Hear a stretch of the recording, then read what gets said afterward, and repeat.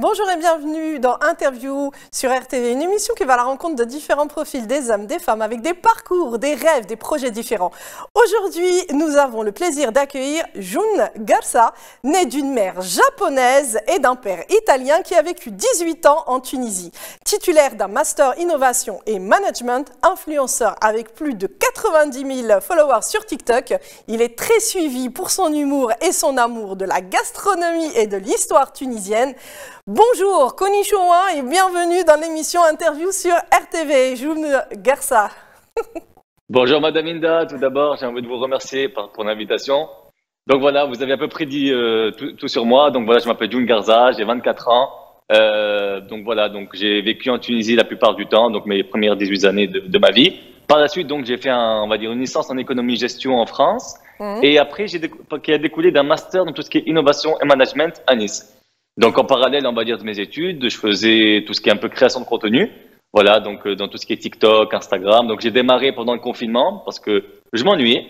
Voilà, je m'ennuyais. Pas mal de personnes me demandent comment tu as démarré tout ça, comment tu as démarré à faire du contenu, d'où l'idée t'est venue. Donc voilà, c'était pendant le confinement, je m'ennuyais. Donc je me suis dit pourquoi pas faire des vidéos, pourquoi pas tenter une nouvelle aventure, pourquoi pas essayer de faire quelque chose que tu n'as jamais essayé de faire. Ouais. Du coup, j'ai commencé, voilà, et petit à petit, ça a augmenté. Et actuellement, voilà, je suis arrivé au nombre d'abonnés que vous venez de dire maintenant. Comment vient l'inspiration justement pour faire vos vidéos? Moi, je vous cache pas, je vous ai connu il y a pas longtemps. J'ai regardé vos vidéos. En fait, la vidéo qui m'a fait le plus rire, c'est avec le lapin, Arnab. Donc en fait, cette différence d'accent entre votre ami tunisien et vous, donc un mix du Japon et de l'Italie vivant en Tunisie, ça donne quoi? Voilà, donc comme vous l'avez dit tout à l'heure, bon, la petite anecdote, c'est que ma mère est japonaise et mon père est italien et que j'ai vécu toute ma vie en Tunisie. C'est pour ça que j'ai quelque part, en quelque sorte, un accent un peu bizarre, un peu atypique, on va dire plutôt. Et donc, d'où cette inspiration? Alors, déjà, il faut être clair, c'est que j'ai vécu toute ma vie en Tunisie. Donc, la culture tunisienne, je la connais assez bien. L'histoire de la Tunisie, pareil. Les gens, je sais très bien comment ils pensent. Je comprends à peu près l'humour des Tunisiens. Et donc, je me suis adapté face à cet humour et je me suis dit pourquoi pas créer de l'humour en collaboration, on va dire, en quelque sorte, avec la culture japonaise et la culture italienne, vous voyez. Donc, j'ai commencé à faire des vidéos. Ça a démarré, je pense, avec une vidéo de tout ce qui est gastronomie tunisienne. Par la suite, j'ai parlé un peu de tout ce qui est expression en Tunisie, toutes les cultures, un peu aussi de l'histoire, avec une petite touche d'humour, évidemment, à chaque fois. Donc voilà, j'ai parlé petit à petit avec des courtes vidéos de 15 secondes, d'1 seconde, dans TikTok et Instagram. Et voilà, donc aujourd'hui, je me retrouve avec une communauté qui est très belle, une communauté qui m'a poussé depuis le début vers l'avant pour continuer à faire des vidéos. Parce qu'en effet, j'aimerais remercier cette communauté. Sans cette communauté-là, je n'aurais peut-être pas continué à faire des vidéos et pas continuer à avoir le plaisir de vous faire rire. Enfin, de faire rire la communauté que j'ai, peut-être que de faire rire aussi des personnes qui me suivent. D'autres personnes qui ne me suivent pas, plutôt. Alors, la plupart de cette communauté, de ces followers, habitent où? Ils habitent en Tunisie, en France, au Japon, en Italie, un peu partout dans le monde? Alors, c'est une très bonne question. Ça varie. Donc, vous voyez, j'ai peut-être, 60% de la communauté qui vit en Tunisie. Voilà. Après, niveau Japon, j'ai peut-être une dizaine de pourcents. Un pourcentage plutôt de 10%, 10 ou 15, plutôt vers les 10%. Et le reste, c'est dans l'Europe, c'est en France, en Italie, en Allemagne. Voilà, donc j'ai vu un peu, on va dire, les statistiques. Voilà, donc c'est un peu partout en Tunisie, surtout. Le pôle est en Tunisie. Ouais. Il y a quelques-uns, on va dire, au Japon. Il y a peut-être une vingtaine de pourcents en Europe. Et j'ai quelques aussi pourcentages qui sont vers l'Algérie, vers le Maroc, vers la Libye aussi. J'en ai quelques-uns qui m'ont envoyé des messages. Donc voilà, donc c'est un peu partout. Et je pense que pas mal de Tunisiens d'Europe m'envoient des messages. Donc pas mal de Tunisiens d'Europe me follow sur mes réseaux sociaux. Donc voilà, c'est un peu diversifié, un peu varié. Mais ce qui est sûr, c'est qu'il y a quelques Japonais qui me suivent et qui arrivent à, on va dire, découvrir cette culture tunisienne à travers mes vidéos. Justement, qu'est-ce qu'ils vous disent justement? Quels sont les commentaires de ces followers qui habitent au Japon en vous regardant faire l'accent tunisien, un peu ce mélange? Alors, il y en a beaucoup qui m'ont dit que je n'étais pas au courant qu'il y avait autant de choses à découvrir en Tunisie. Je n'étais pas au courant de ce monde gastronomique parce que qu'on le veuille ou non, la gastronomie tunisienne est vraiment très bonne et c'est une gastronomie qu'il faut essayer. Donc, la plupart, ils m'ont dit, voilà, j'ai vraiment envie d'essayer, j'ai vraiment envie de goûter ce que c'est la harissa, ce que c'est la mlokhia, parce que j'en parle souvent dans mes vidéos.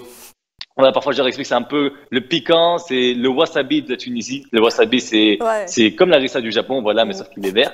Voilà, donc parfois je leur en parle un peu, je leur parle de l'harissa, de la mnoria, je leur parle de la gastronomie, de la blébi aussi. Voilà, donc pas mal de choses.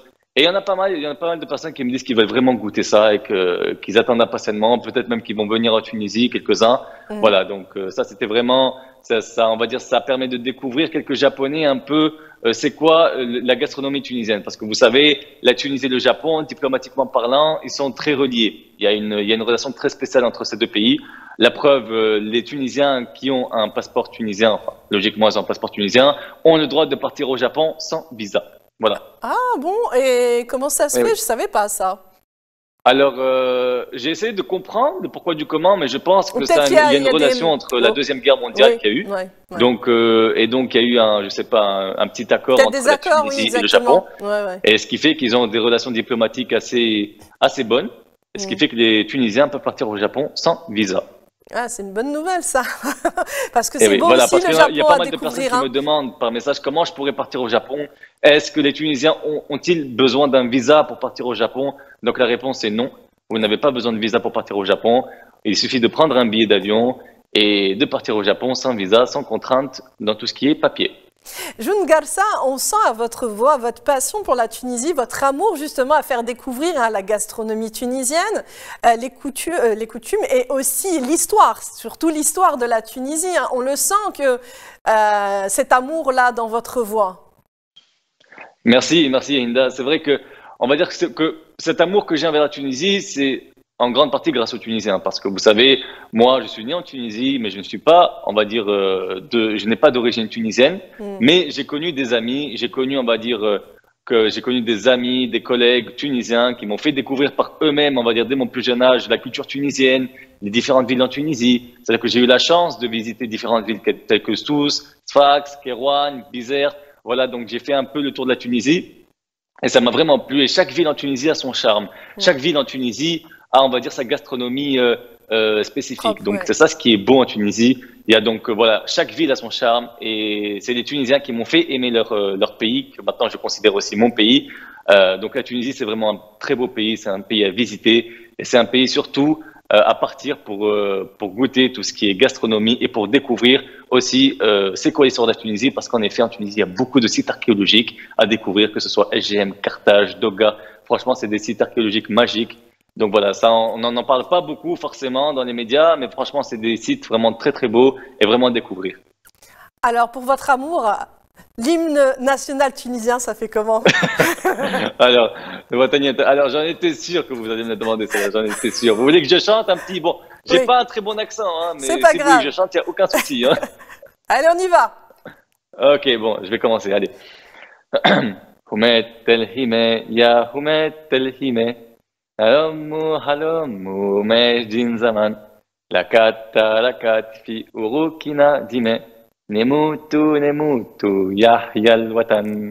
Voilà, je pense que c'est à peu près Bravo, correct. bravo, bravo, bravo. Alors, June C'est Garça, gentil. oui, vous êtes les réseaux, vous êtes TikToker, vous êtes aussi Instagrammeur, mais vous n'êtes pas que ça, hein.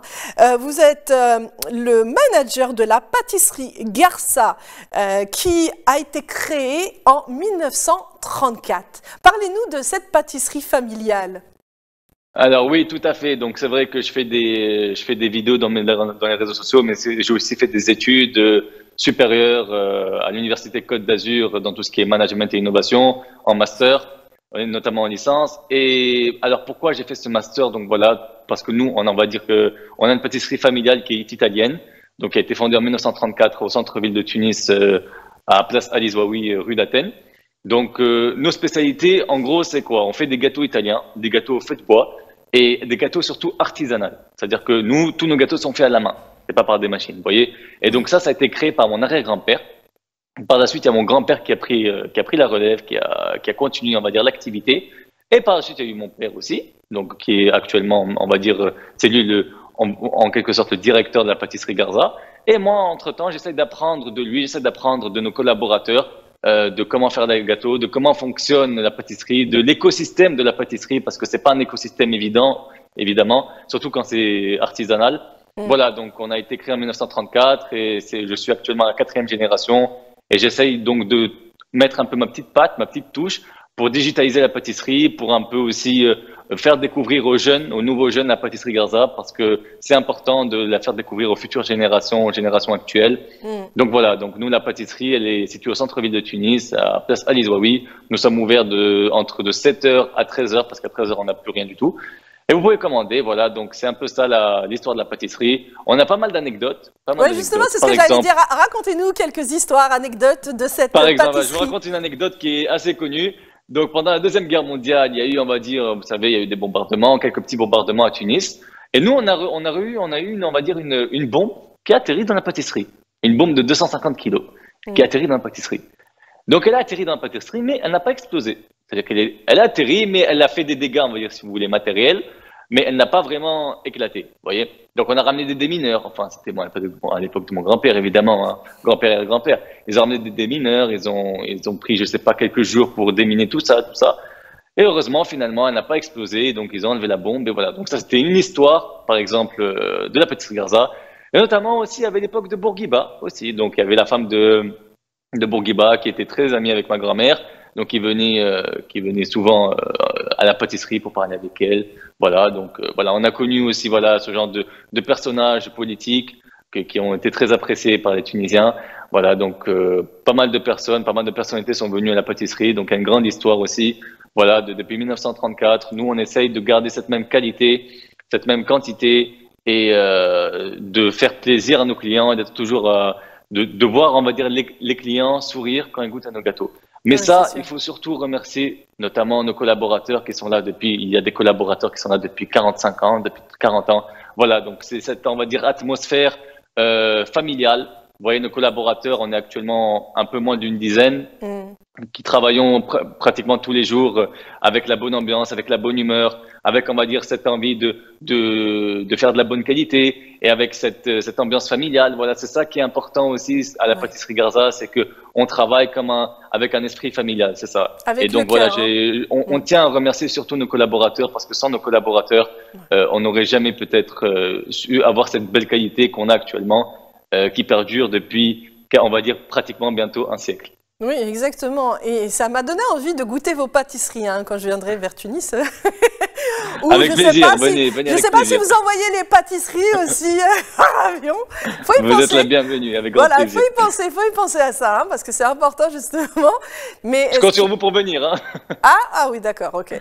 Mais ce qui est important aussi, c'est de passer ce message de tradition, voilà, qui perdure. Tout ce qui est le savoir-faire au niveau justement de cette pâtisserie italienne qui a su trouver sa place et qui est aimée justement par la population tunisienne et pas que. Hein, je suis sûre qu'il y a beaucoup de touristes aussi qui viennent ouvrir la porte de cette pâtisserie Garza et qui ont aussi sûrement des histoires. Je pense qu'il y a aussi eu des très belles histoires ou des belles rencontres peut-être, je ne sais pas, hein, avec cette pâtisserie. Oui, évidemment, effectivement, madame, vous avez exactement dit ce que je voulais dire tout à l'heure.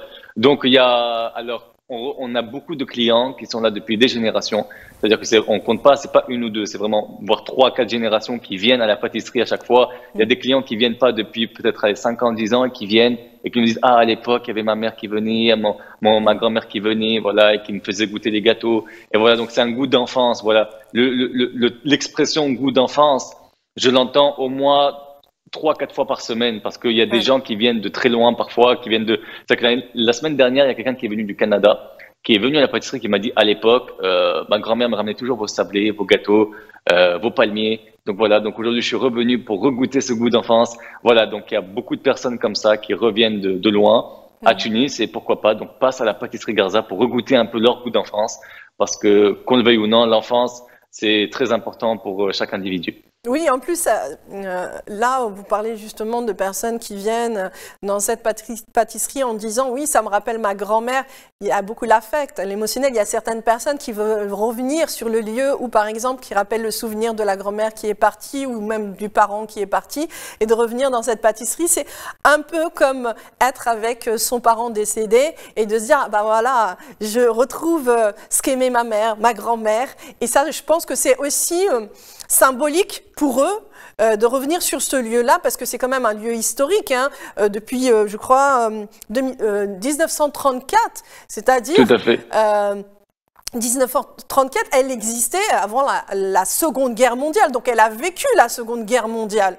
Et il y a une histoire à ce niveau-là aussi. Vous voyez ce que je veux dire? C'est que c'est pas qu'une pâtisserie simple. Non, il y a il y a un vécu, il y a une histoire, il y a une famille italienne qui a su justement travailler avec les Tunisiens, mais je pense que c'était fraternel, quoi. Et vous, June Garça, vous reflétez cette mixité de cultures et en même temps cet amour de chacune des cultures où vous avez su prendre le meilleur de chacune.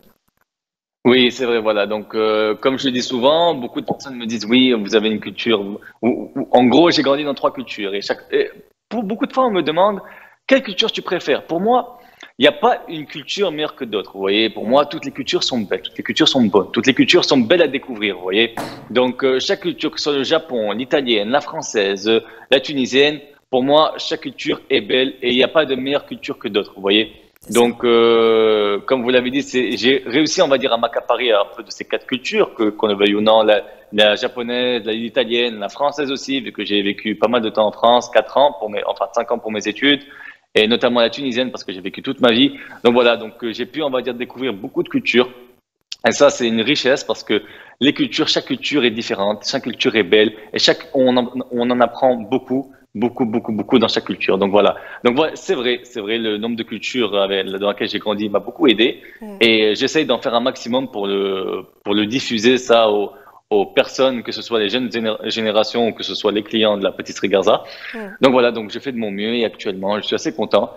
Et voilà, on essaye toujours de mettre ça en avant et de continuer à être toujours de bonne humeur à la pâtisserie et surtout aussi de répondre aux clients, donc de manière, comment dire en arabe, falhan, c'est-à-dire de bonne manière et surtout de pouvoir continuer à donner des gâteaux de qualité. Voilà. Et si vous voulez savoir, on reçoit énormément de messages de personnes qui nous demandent est-ce que vous faites la livraison en France, aux États-Unis, au Canada, en Algérie, tout ça. Donc voilà, donc c'était pour vous dire que vraiment, même si nous, on est basé en Tunisie, vous savez, les Tunisiens sont un peu partout dans le monde et ils ont ont goûté nos gâteaux et beaucoup nous ont demandé est-ce que vous faites la livraison dans des autres pays ou pas. Voilà. Donc c'était pour vous dire à quel point, voilà, comme quoi ça a su marquer certains Tunisiens dans leur enfance. Alors, June Garça, vous êtes aussi chroniqueur radio, Mosaïque FM, Radio IFM, Diwan FM. Parlez-nous de ces expériences. Ok, d'accord, oui, c'est vrai. Bon, si vous voulez, on peut me qualifier de chroniqueur. Bon, j'ai démarré en septembre dernier, en septembre 2022. Voilà, donc j'ai eu ma première invitation de radio qui était à Diwan FM.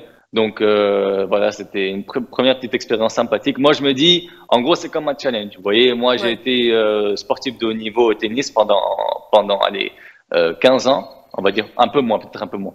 Et j'étais à l'équipe nationale aussi de la Tunisie. Donc, j'adore le challenge, j'adore tout ça. Donc voilà, donc c'est vrai. Donc, si vous voulez, j'ai réussi, on va dire, à mettre en avant tout ça. Et le fait que j'aime ce challenge m'a permis, on va dire, de créer du contenu dans les réseaux sociaux et ce qui m'a permis, on va dire, d'être invité dans des radios, telles que, comme vous l'avez évoqué, Mosaïque FM, IFM, Diwan FM, mais aussi à la télévision Carthage Plus. Donc voilà, donc il y a différents, on va dire, débats qui ont été mis en avant. Premièrement, ça veut dire tout d'abord, moi je suis qui suis-je, comment j'ai démarré les vidéos, comment ça se fait que j'ai vécu en Tunisie. Donc voilà, parfois, au départ, on me repose toujours à peu près les mêmes questions. Après, ça dépend des radios. Il y a des radios qui m'ont demandé qu'est-ce que tu préfères entre le Japon et la Tunisie? C'est quoi la différence de culture? Qu'est-ce que tu aimes à la Tunisie? Quels sont les points à améliorer en Tunisie? Quels sont les points que la Tunisie ont mais que le Japon n'ont pas? Et vice-versa. Et voilà, donc j'ai parlé aussi pendant la Coupe du Monde. Ça veut dire qu'il y a eu la Tunisie qui a joué la Coupe du Monde et notamment le Japon qui a joué la Coupe du Monde. Donc voilà, j'ai aussi l'opportunité à IFM de parler de ça. J'ai aussi l'opportunité de parler un peu de l'écosystème entrepreneurial, de l'écosystème des startups en Tunisie à Mosaïque FM. Voilà, donc c'était un peu varié.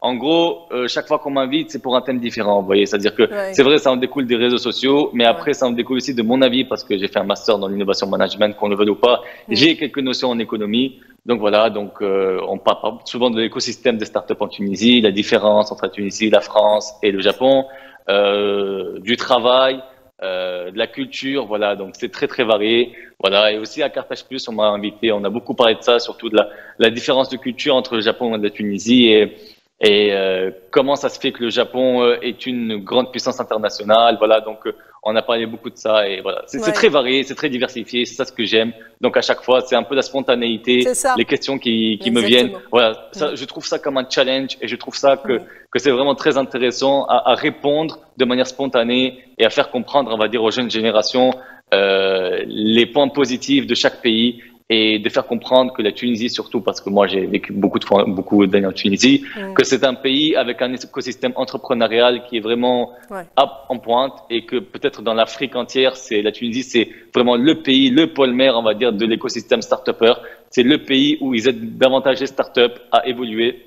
Parce que, qu'on le veuille ou non, on a beaucoup d'investisseurs étrangers qui viennent et donc beaucoup de business angels qui viennent aussi investir dans les entreprises, dans les startups. Voilà, donc c'est vraiment un pays où si vous avez un projet à faire, n'hésitez pas à le faire parce qu'actuellement, il y a de plus en plus d'étrangers qui viennent faire leurs projets en Tunisie. Et ça, c'est vraiment beau, cette diversité, on va dire, culturelle. Alors, June Garça, moi aussi, je vais vous faire un challenge. Vous allez parler à ceux qui nous suivent sur RTV, vous allez leur donner un message positif. Mais le challenge, c'est que vous allez parler donc en tunisien, en japonais et en français. Ok. D'accord. Ok. Donc, ok, c'est très très simple. Donc, je vais démarrer par le japonais, d'accord. Watashi no namai wa Jun desu. Watashi wa Nihonjin soshite Italianjin desu. Ima wa totemo oishii desu. Arigatou gozaimasu, minasan. En gros, ça veut dire, je me suis présenté brièvement. J'ai dit voilà que je suis japonais italien, que j'ai 24 ans, que actuellement je suis très content d'être avec vous. Voilà, de passer en direct avec vous et merci beaucoup tout le monde. Voilà. Et en arabe, comment on dit ça en arabe? Alors, en arabe, on dit Assaman Sakol, Tawa Ena fi RTV, ma madame Hinda, ou Tawa Ena Falhana Lekhel, ala khatil Ena Nahki ma Entuma, ou Bakalofi comme Nasakol. Voilà. Donc, voilà, en japonais, en arabe. Vous voulez que je parle aussi notre langue? Je sais pas. Ah, quelle langue? Je sais pas, français, bon, je sais très bien. Italien, ça fait longtemps que je ne parle pas italien. Ah oui, j'ai oublié l'italien, je peux essayer italien, je peux essayer italien. Alors, je peux essayer italien. Allora, adesso sono con Hinda e adesso sono un po', come si dice, sono un po' contento perché sono con voi e voglio parlare della Tunisia, della cultura tunisia e di un po' di tutto questo. Dunque, grazie mille per questa opportunità che posso parlare con voi. Grazie mille, Madame Hinda. Grazie mille, grazie mille. Challenge réussi, bravo, vraiment bravo. Allez, après justement cette pâtisserie Garça, après la radio, votre expérience dans la radio, vous êtes tellement multipotentiel. Et là, quels sont vos rêves? Allez. Sur RTV, alors des rêves. Parlez-nous de vos rêves. On a tous un rêve et on y croit tous.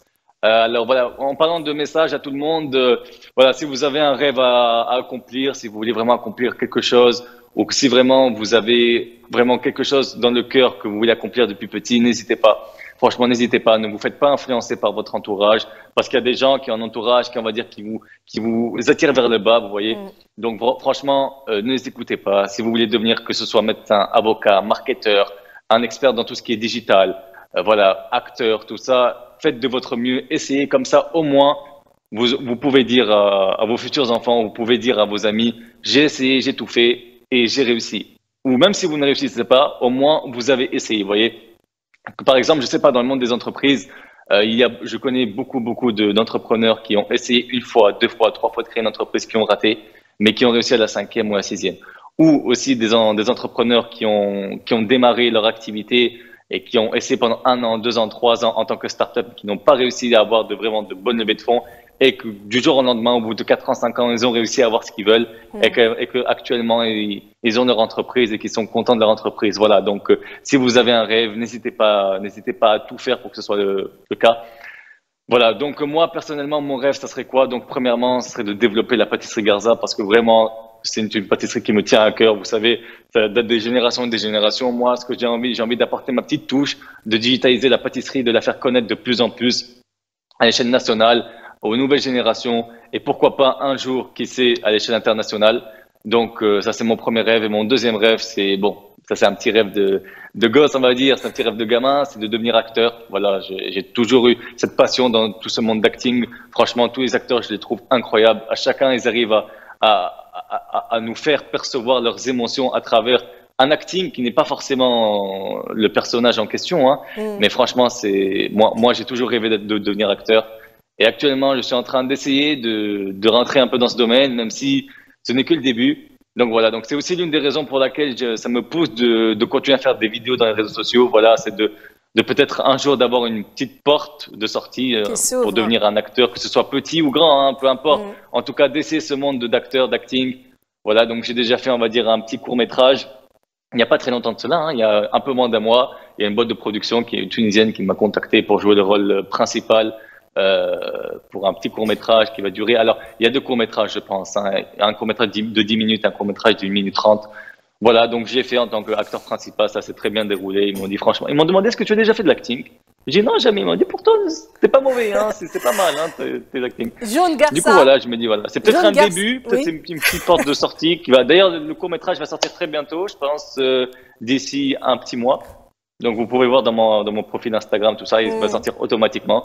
Voilà, donc c'est un peu mes deux rêves, de devenir aussi acteur et de devenir, on va dire, la personne qui va essayer de digitaliser un maximum la pâtisserie Garza, tout en gardant cette on va dire, cette notion de vintage, hein, tout ça. Évidemment, on va pas changer ça, on va le garder parce que ça, c'est notre, on va dire, c'est notre emblème, ça, de rester un peu vintage, d'être une pâtisserie traditionnelle. Voilà, mais un peu la digitaliser pour la faire connaître un peu plus à l'échelle locale, nationale. Et pourquoi pas un jour international. Et pourquoi pas. En tout cas, merci. Ça a passé tellement vite en votre compagnie. Vraiment superbe interview de June Garza. Merci à tous ceux justement qui nous ont suivis. Merci June. Vraiment, merci cette beaucoup à vous. Spontanéité, cette bonne humeur, ces messages positifs. Et voilà, c'est ça la diversité. C'est prendre le positif et le meilleur de chaque tradition, de chaque culture, et ça rend une belle personne, une belle âme, comme June Garza. Merci et au revoir, June Garza. Merci beaucoup, Inda. À très bientôt. À très bientôt. Merci à vous tous de nous avoir suivis et on vous dit à très bientôt. Au revoir.